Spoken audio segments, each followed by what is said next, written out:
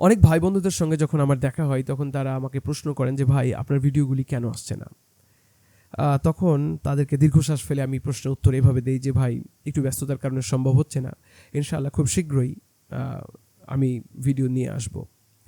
খুশি হই এই ভেবে যে অনেক মানুষই মনে করেন যে আমি যে ধরনের ভিডিওগুলি তৈরি করি এ ধরনের ভিডিওগুলি করার প্রয়োজন আছে বা এ ধরনের কন্টেন্টগুলির প্রয়োজন আছে, এবং কষ্ট পাই এ কারণে যে আমি যে ধরনের কন্টেন্টগুলি তৈরি করি এটিতে প্রথমত আমি কনসিস্টেন্ট না, আমি বারবার শুরু করার পরে ফেল করি বারবার।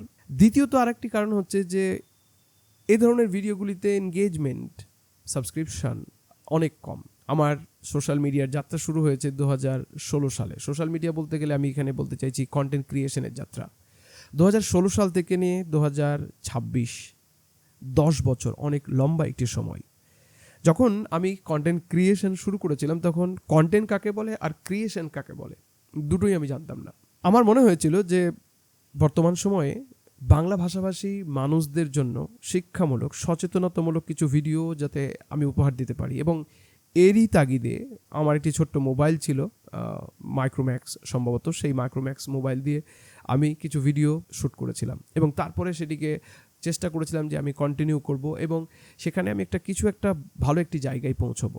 একাধিকবার শুরু করি এবং একাধিকবার ডিসকন্টিনিউ হয়ে যাওয়ার কারণ পারিবারিক, সামাজিক এবং তারপরে খুবই লো এনগেজমেন্ট, খুবই কম এনগেজমেন্ট।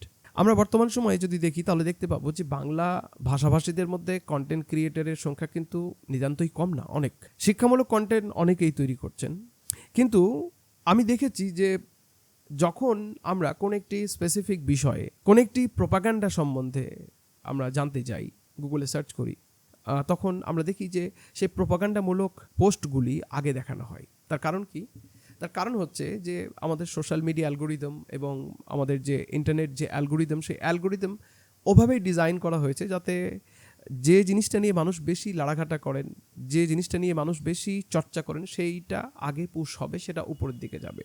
সাপোজ আপনি ধরুন যে আপনি 3 তালাক সম্পর্কে জানতে চাইছেন, কোন একজন অমুসলিম ভাই জানতে চাইছেন 3 তালাক কাকে বলে, কারণ 3 তালাক নিয়ে অনেক বেশি কন্ট্রোভার্সি হয়েছে। তো যখন 3 তালাক নিয়ে সার্চ করা হবে তখন দেখা যাচ্ছে যে 1, 2, 3 পরপর কয়েকটা আর্টিকেল অথবা ভিডিও দেখাচ্ছে যেখানে টাইমস নাও, তারপরে আপনার জি বাংলা, এবিপি আনন্দ কয়েকটা আর্টিকেলস লিখেছে। নিশ্চয় টাইমস নাও এবং এবিপি যে কন্টেন্টগুলি তৈরি করেছে, যে লেখনীগুলি লিখেছে বা যে ভিডিওগুলি তৈরি করেছে, সেটি নিঃসন্দেহে 3 তালাকের আসল যেটা চেহারা, যে রূপ, সেটা সে তুলে ধরেনি। কোন একজন অমুসলিম অথবা ইসলাম সম্বন্ধে কম জানে এমন মানুষ যদি এই বিষয়টিকে জানার জন্য গুগলে সার্চ দেয় তাহলে এমন কিছু তথ্য নিয়ে সে ফিরবে যে তথ্যটা আদৌ মানে সঠিক নয় অথবা মিস ইনফরমেশনে ভরা।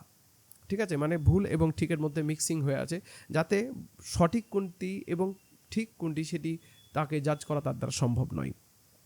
এই জায়গায় আমরা ফেল করেছি এবং এরই তাগিদ নিয়ে বারবার মনে হয়েছে যে মানে এটাকে একটু পুশ করা দরকার।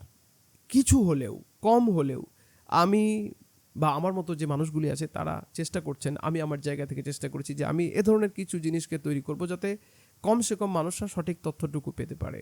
সেটি যে কোনো বিষয় হতে পারে, সামাজিক, শিক্ষামূলক, রাজনৈতিক পরিস্থিতি এবং বিভিন্ন বিষয় নিয়ে।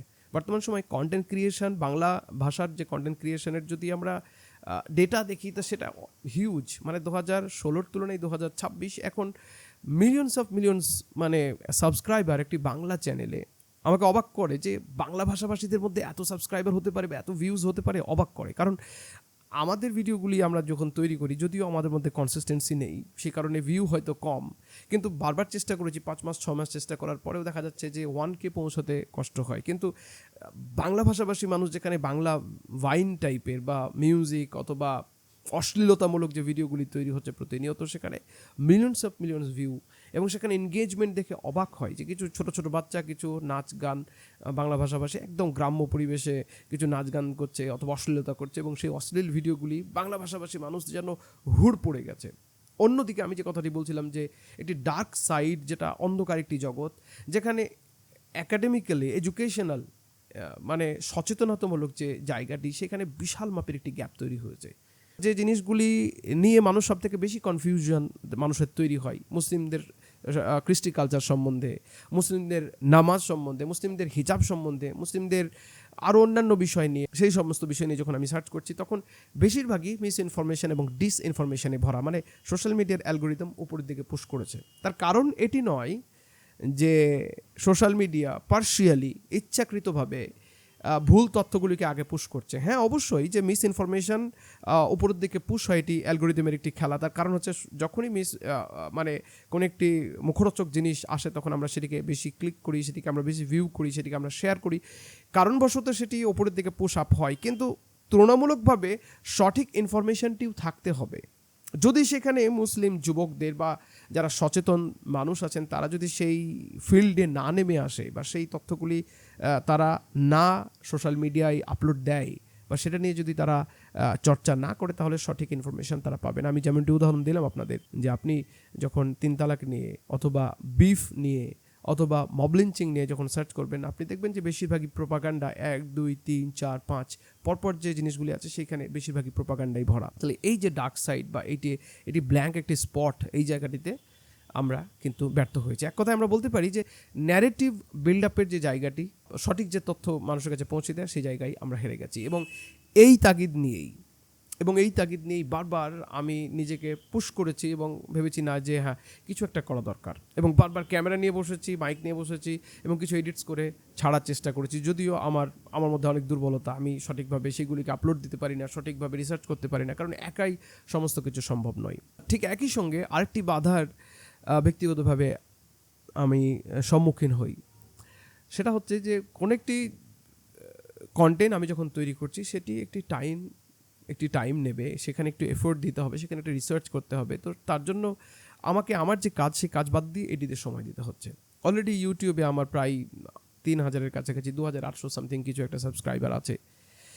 অনেক দিন আগেই আমি এলিজেবল হয়ে গেছি আপনার অ্যাডসেন্স অন করার ক্ষেত্রে, কিন্তু অ্যাডসেন্স অন করতে পারিনি। তার কারণ হচ্ছে যে সেটি অ্যাডসেন্স থেকে আর্নিং যেটা আসবে সেটা খুবই কম হয়তো আসতো, সেখান থেকে আর্ন করা নিষিদ্ধ, সেখান থেকে আর্ন আমি করতে পারি না, সেটি হারাম।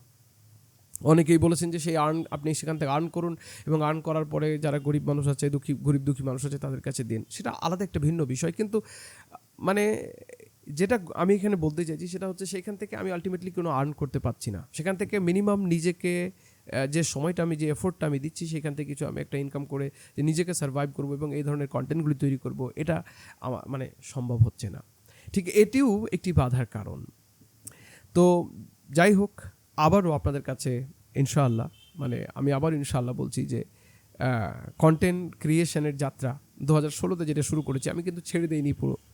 ক্যামেরা কিনেছি, এই যে মাইক দেখছেন সামনে, ল্যাপটপ, ঠিক একই সঙ্গে প্রয়োজনীয় যে জিনিসগুলি মোটামুটি সেইগুলি কিনেছি এবং প্রফেশনালি বারবার শুরু করার জন্য চেষ্টা করেছি, কিন্তু বারবার বিভিন্ন কারণে পিছিয়ে আসতে হয়েছে। তবে ইনশাআল্লাহ আমি আমার ভিউয়ার্সদেরকে বলছি যে আপনারা সঙ্গে থাকুন, আপনারা যদি সাহস দেন, ইনশাআল্লাহ আমি এই কন্টেন্ট ক্রিয়েশনের যাত্রা কন্টিনিউ করতে চাইছি এবং সমাজকে যে সঠিক তথ্য যার সবথেকে বেশি অভাব সেটি তুলে ধরার আমি চেষ্টা করব।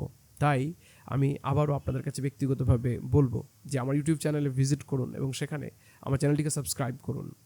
যদি আপনি সাবস্ক্রাইব করেন তাহলে আমার মধ্যে মোটিভেশন তৈরি হবে এবং আমাকে কাজ করতে ভালো লাগবে এবং আপনাদেরকে আরও হাই কোয়ালিটির কন্টেন্টগুলি আমি তৈরি করে দিতে পারবো। ঠিক একই সঙ্গে আমি অনলাইনে কিছু জিনিস সেল করি ফ্লিপকার্টে, আমি লিঙ্ক দিয়ে রাখবো, যদি পছন্দ হয় সেখান থেকে আপনারা কিছু কিনতে পারেন, সেটা নিতান্তই আপনার ব্যক্তিগত ব্যাপার, লিঙ্ক চেক করতে পারেন।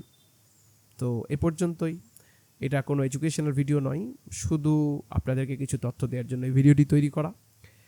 আসসালামু আলাইকুম রহমতুল্লাহি ওয়া বারাকাতুহু।